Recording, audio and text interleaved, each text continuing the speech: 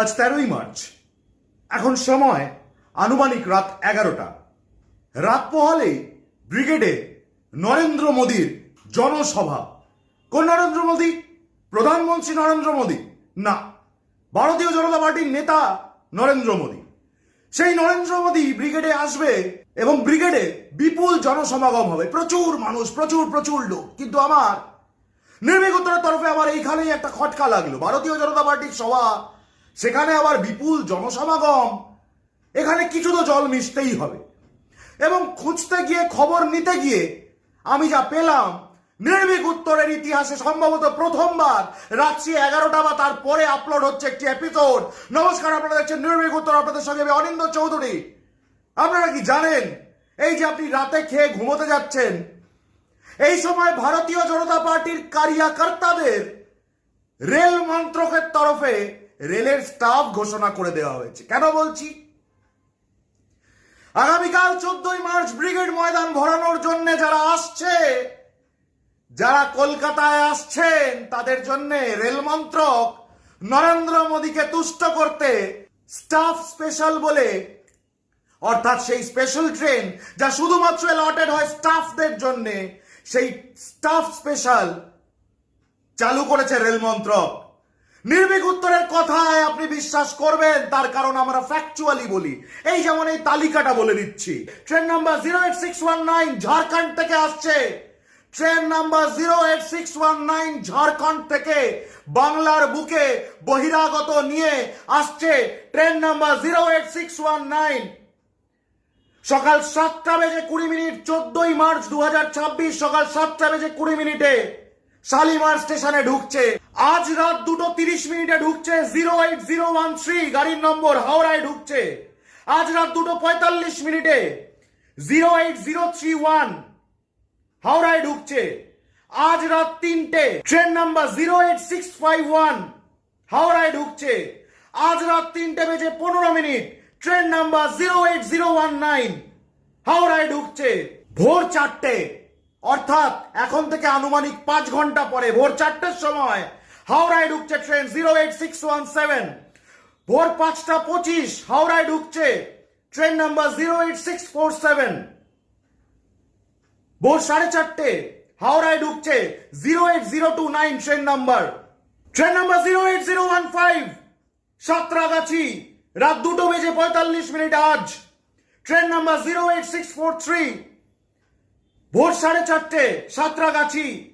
Train number 08621 সকাল 5:05 Santragachi. Train number 08017 Shalimar station রাত 3:30। Train number 08649 Shalimar রাত 3:45। ট্রেন নাম্বার 08653 শালিমার ভোর 4টে। এই যে স্পেশাল ট্রেনগুলো, এগুলোকে স্টাফ স্পেশাল ট্রেন বলে নামাঙ্কিত করেছে রেল। স্টাফ স্পেশাল ট্রেনগুলোকে দেখানোর চেষ্টা করছে রেল মন্ত্রক অন পেপার। তারা বলছে রাশ ক্লিয়ার করার জন্য। আমার প্রশ্ন হচ্ছে, 14ই মার্চ কিসের রাশ ক্লিয়ার করছে রেল মন্ত্রক, ভারত সরকার?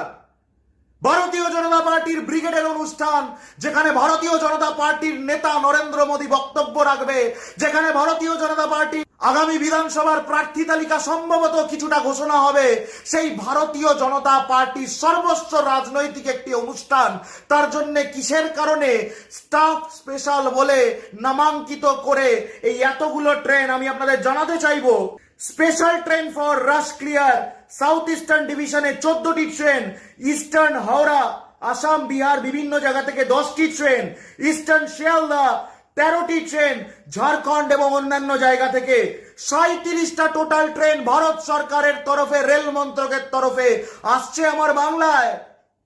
আমি তো অবাক হয়ে যাচ্ছি, এই 37টা ট্রেন আসছে আমার বাংলায়। এই 37টা ট্রেনের ভেতরে যারা থাকবেন, তারা আগামীকালকে সবাই বয়ান দেবেন, তারা গুণমুগ্ধ মোদী ভক্ত, তারা বয়ান দেবেন যে তারা নাকি ভারতীয় জনতা পার্টি সরকার গঠন করবে বাংলায়। আমার কথা হচ্ছে, রাজনীতি যে কোনো রাজনৈতিক দল করবে, কিন্তু রেল মন্ত্রক এবং বাংলার প্রশাসন একটু প্রশ্নটা করবেন রেল মন্ত্রককে যে ভারতীয় জনতা পার্টির কর্মীরা কোন অধিকারে স্টাফ স্পেশাল ট্রেনে চেপে রেল মন্ত্রকের রাশ ক্লিয়ার বলে কাগজে দেখিয়ে কোন রাস্তা ক্লিয়ার করার জন্য এতগুলো ট্রেন ভারতীয় জনতা পার্টির তরফে তাকে তুষ্ট করার জন্য রেল মন্ত্রকের তরফে চালু করা হলো এই আজকে রাত আর কালকে সকালের জন্য, যেখানে আমরা ইতিপূর্বে দেখেছি বহু ট্রেন ক্যান্সেল করে দেওয়া হয় যখন অন্য কোনো রাজনৈতিক দলের কোনো অনুষ্ঠান থাকে, তখন ভারতীয় জনতা পার্টির এই বহিরাগত সাপোর্টাররা, কর্মী সমর্থকরা তারা আসবে রেল মন্ত্রকের স্টাফ পরিচয় দিয়ে, এই খরচকে বহন করছে। আমি চ্যালেঞ্জ করে বলছি সমস্ত মিডিয়াকে, আমি যে শিডিউল বললাম এই শিডিউলে এই স্টেশনগুলিতে পৌঁছে যান, তাদের কাছে আপনারা দেখতে চান তাদের কাছে আদৌ টিকিট আছে কিনা, তাদের কাছে আপনার প্রশ্ন তুলুন। আরে শালিমার স্টেশনের ওপরের খালি জায়গাটায় সাঁতরাগাছি কোটি কোটি টাকা দিয়ে এদের খাওয়ার ব্যবস্থা করা হচ্ছে, কেন রেলের জমির ভেতরে ভারতীয় জনতা পার্টি কোটি কোটি টাকার এই খাওয়ার ব্যবস্থা করবে? এই টাকা কোথা থেকে আসছে? এই টাকা বাংলার মানুষ, ভারতবর্ষের মানুষের ট্যাক্সের টাকা, এই টাকা দিয়ে ভারতীয় জনতা পার্টি মোচ্ছাপ করবে। আর সেখানে ভারতীয় জনতা পার্টির নেতা নরেন্দ্র দামোদর দাস মোদী দাঁড়িয়ে বলবেন বাংলার বিরুদ্ধে কথাবার্তা। বাংলার মানুষের কাছে সমস্তটা তথ্য তুলে দিলাম, বাংলার প্রশাসনের কাছে তথ্য তুলে দিলাম, বাংলার সাংবাদিকদের কাছে তথ্য তুলে দিলাম। চলে যান না এই স্টেশনগুলো, যে সময় বললাম সে সময় পেয়ে যাবেন এক্সক্লুসিভ ফুটেজ। নির্বিগত থেকে আপনাদের সঙ্গে আমি অনিন্দ চৌধুরী, একটি ফ্লপ শো আগামীকাল ভারতীয় জনতা পার্টির পরিযায়ী নেতা নরেন্দ্র মোদীর